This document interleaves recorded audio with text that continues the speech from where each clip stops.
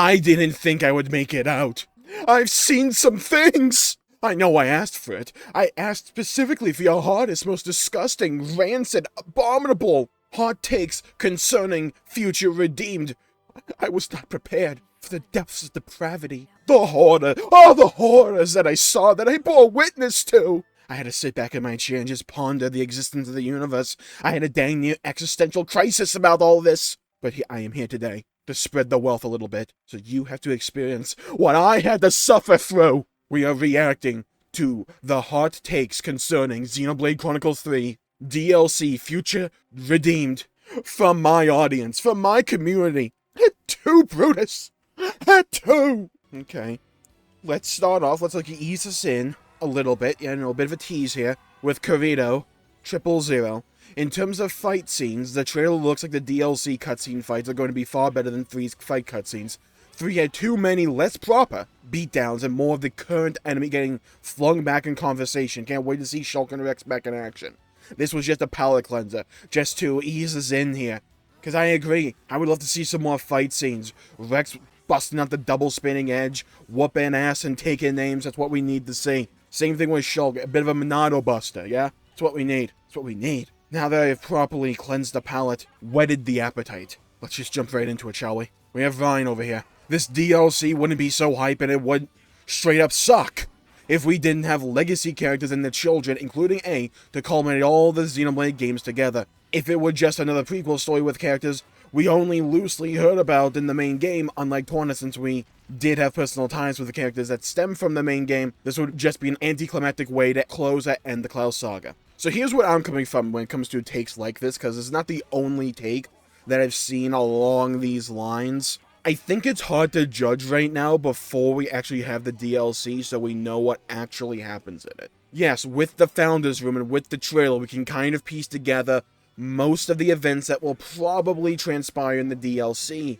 At the end of the day, though, we still don't know. It's possible that it comes out and it's just like this, where it's propped up on nostalgia, propped up on utilizing those legacy characters to keep us emotionally engaged with the events that's happening. But right now, we don't know how it's ending the Cloud Saga. And other people have also talked about how this doesn't seem like the right way to end the story. And I feel like it just kind of stems from that misunderstanding of what Takahashi actually said. It's not that Xenoblade Chronicles 3 is the end of Xenoblade Chronicles. They've actually explicitly said that the series will continue. And Takahashi's even said that you can probably get a guess or have a hint as to where the series will go from here based on 3 and the DLC stories. But I think for this DLC specifically, I know they said that it's going to serve as a prequel to Xenoblade 3, but I think on some level it's going to serve more as a sequel to Xenoblade 1 and 2, and utilize those themes and those characters more so, and by doing so, utilizing characters that we are familiar with is a good way to get us emotionally connected, and also if those characters are actually involved and plot relevant, I don't see the issue here. We move on to Potato Archer here. I think the only reason Glimmer is the most popular one in the party so far is literally just because everyone likes her parents. If it wasn't for that, I doubt anyone would really care about her as of right now, since it's not out yet. This based solely on the trailer. I think there is some truth to this because, well, we don't know much about her. We just know that she's probably the daughter of Pyra and Rex, and that Rex is in the DLC, so there's probably going to be some kind of dynamic there between those two. But we don't know what Glim is going to be like as a character, outside of the brief blurb that we had with the Founders Room. So yeah, if she was just some regular character, maybe people wouldn't care about her as much, but she isn't. And if that's going to play a plot-heavy, significant role for her character and her development, then, again, I don't see the issue. Daniel Nolan coming in with Rex's new VA was a good and obvious choice. You know what? I don't know if it is Al Weaver who voiced him in Xenoblade 2. It could be, but I do like this new voice. It sounds like a far older, mature Rex, and I think that fits the character that we're being presented with. So again, I don't have an issue with this. We're going to need to hear more of his voice, because we've barely heard much of it. We've heard like maybe 2 lines of dialogue, if that. Maybe 3 if we're lucky. So I think this one's just going to be a wait and see. Let's move into a hot one. Oreo over here saying, I am glad this DLC is a prequel rather than a sequel. There is no way the sequel everyone warned about remerging the world would fit the shorter DLC format. It would feel rushed, and it would undermine the emotional impact of the Xenoblade 3 ending, and honestly, I kind of agree. I do want to see a follow-up at some point, and that was my immediate thought after I beat Xenoblade 3 for the first time. Like, okay, you have to follow this up at some point. At the same time, I'm like, wait a minute. If there's going to be a story about reuniting the world, could you do that in the confines of a DLC story? Yeah, you could. But why would you? Like, that's prime real estate for Xenoblade 4.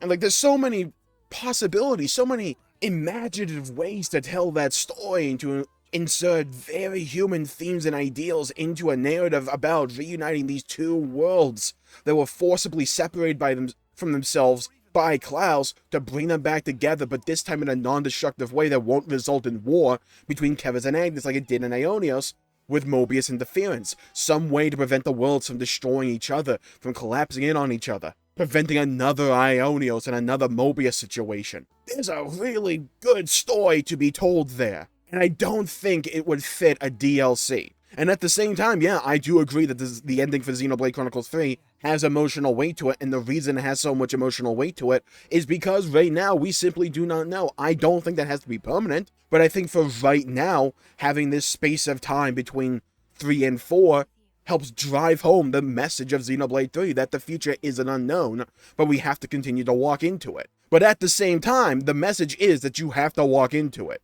So the future will have to be addressed at some point, in my opinion. And I think there are ways to tell a prequel story for Xenoblade 3 that could add to the overall state of the world while fleshing out various mechanics and mechanisms that operate the world instead of just relying on Klaus and Monados all the time. Which is what I think they're going to be trying to do with this DLC, is to move away from their reliance on Klaus, Zanza, and the Monados to be the root cause of pretty much everything, especially the Conduit. They could lead more into the Conduit and lift up those veils of secrecy and mystery around it, or they could just move on from it. But either way, you kind of need to close the door here, and that's also what this DLC is seemingly trying to do, with even the lyrics of the song at the end of the trailer being about walking through the door and finding out what's on the other side. There are ways to tell that story in a prequel, and I don't think the fact that the DLC isn't a sequel necessarily has to be a bad thing. And we'll talk about this more when we get to some of the other takes. Let's move on over to Fubble's opinion, or hot take if you will, with Matthew, Niall, and A are the most interesting part of the DLC, everyone else is way less interesting, and outside of catching up with Rex and Shulk to find out what's going on with them, I kind of agree.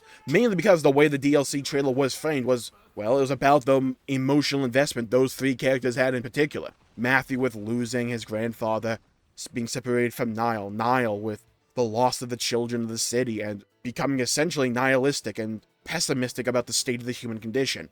The whole mystery that surrounds A and their similarities to Alvis as a character in the Onto's Core Crystal, and especially the ending of the trailer.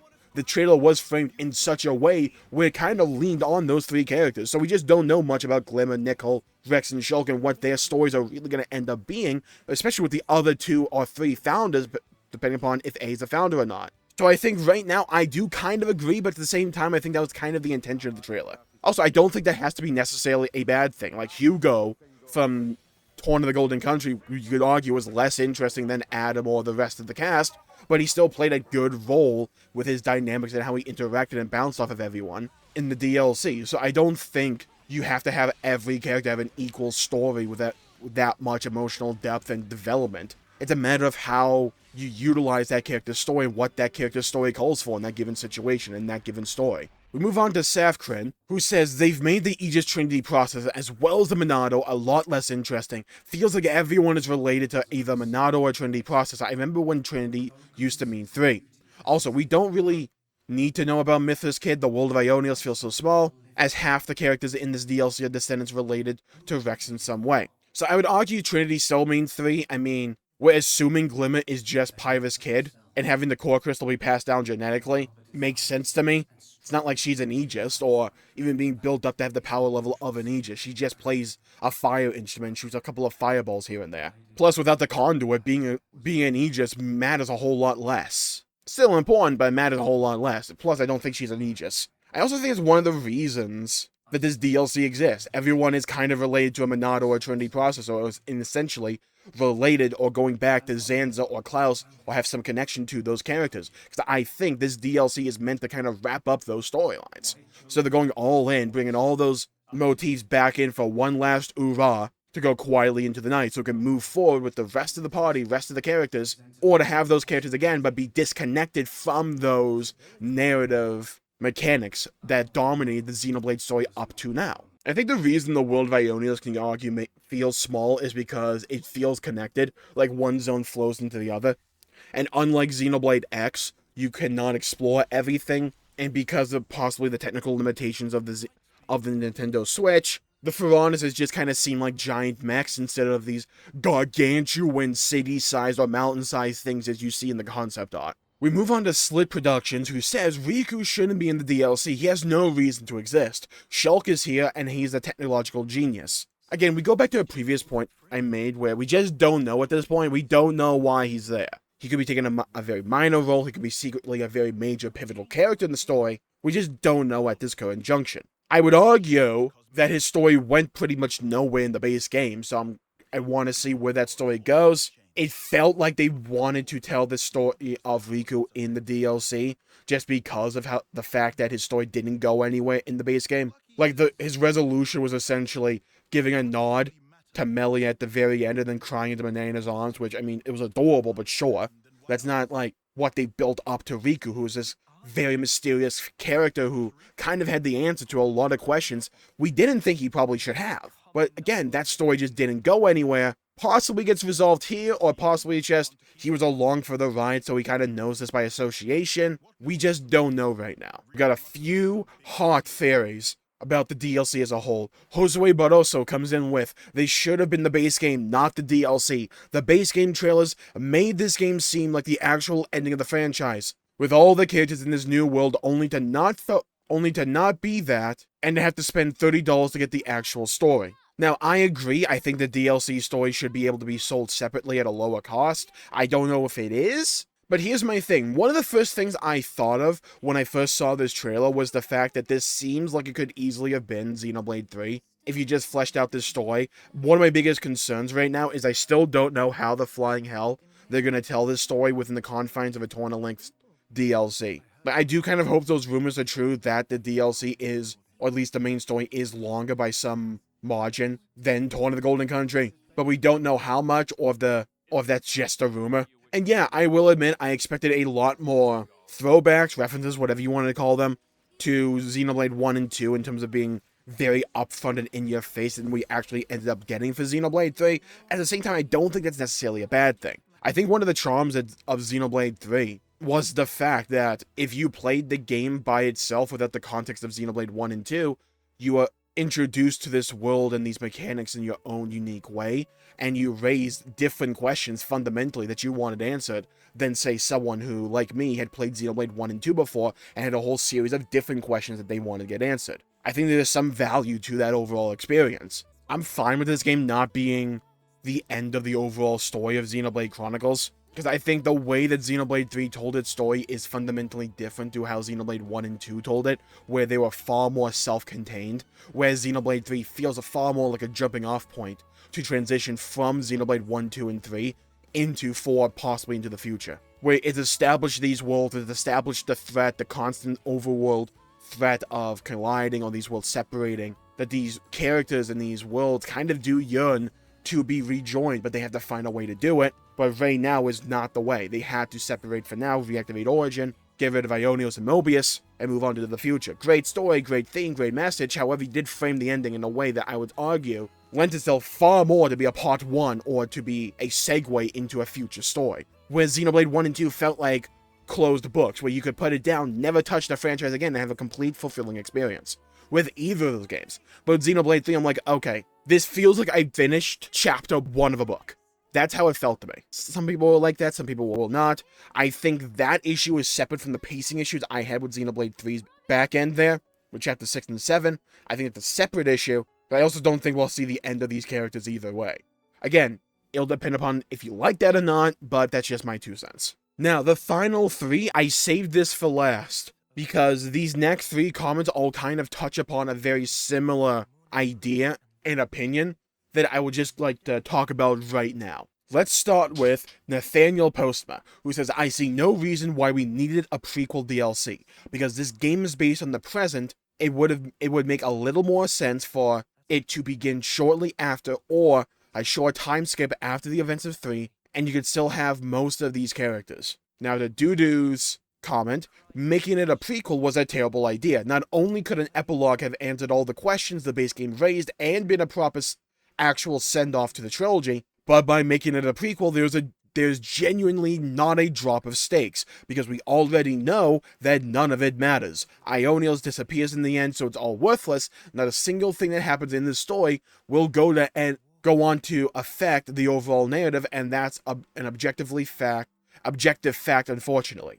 Abyssal comes in with a different perspective. An epilogue would have defeated the purpose of the ending. We shouldn't have one. The idea of a prequel was always the better option. We do not know what the future will bring, and that can be scary, but we should walk on into the future anyways. Okay, so, back when I first beat Xenoblade 3, I had a rather strong opinion about this concept as well. I was of the opinion that the DLC should not be a prequel because it was antithetical to the narrative themes that Xenoblade 3 was working off. Namely, the idea that Xenoblade 3 is all about moving on from this endless now, moving on from this present, Ionios, to step into the future. And I thought revisiting Ionios, telling a prequel or even a story taking place at the same time was antithetical to that message, since we were supposed to move on from Ionios, not revisit it and flesh it out and try to make us care more about it, when the message of the game was to make us accept the idea that we had to move on from it. After further thinking about it, I came to have a slightly different perspective. I still think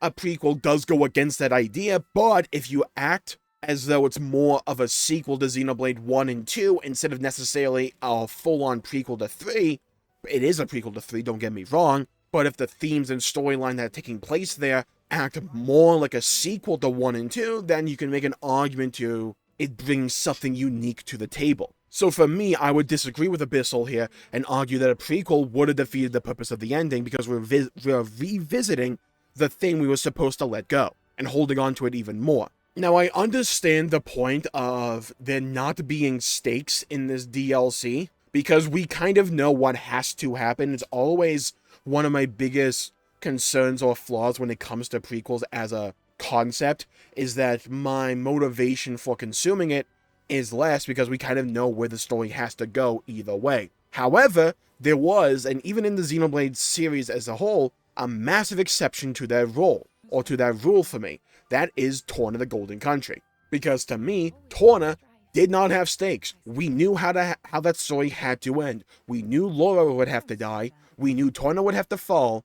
We knew Mytha would have to do it. We knew Pyra would have to be formed and then dropped below the Cloud Sea, and that Adam would have to leave. We knew those would have to happen.